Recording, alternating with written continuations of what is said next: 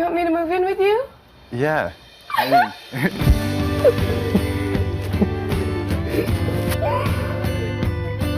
Ito naman, inisa-isa nila. Sabi ni Yor1017, parang hindi umaarte ang corner sina Cora at Tanner. Parang natural na nila. Others is kulang, iba naman sobra yung acting.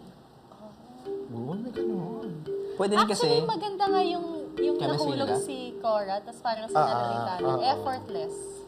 Pero di ba pinag-usapan natin isang araw, si Cora pala, naging kasama siya sa ilan sa mga JD movie. yes! Dalawa. Siya yung mean girl sa school doon sa She's Dating the Guy. Doon sa ano pala, sa Talk Diary Back. ng Pangit.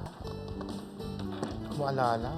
Si Cora. Nakita ko yung trailer, nagulat ako, si Cora pala, nag-acting na din. May experience. May experience sa Oo. Cora.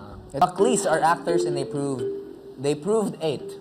8. Mayward are actors in the making. Corner, nailed it. Good job, housemates. Yan. May bravo. Hopeless romantic. What's the meaning? What's love?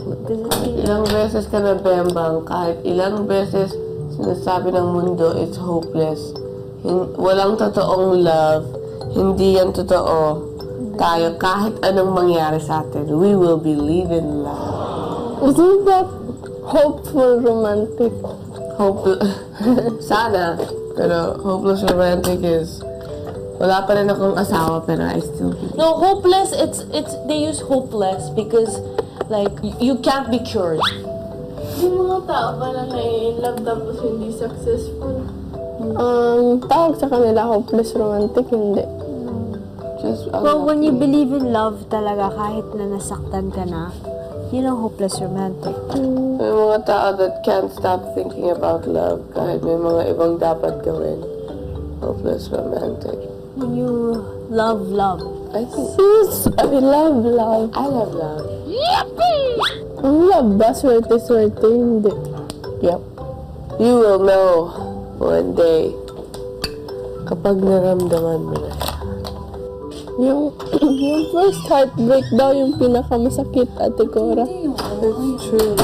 Ate Elis, nung nag-break kayo ng boyfriend mo, gaano katagal ulit bago kayo na-love ulit?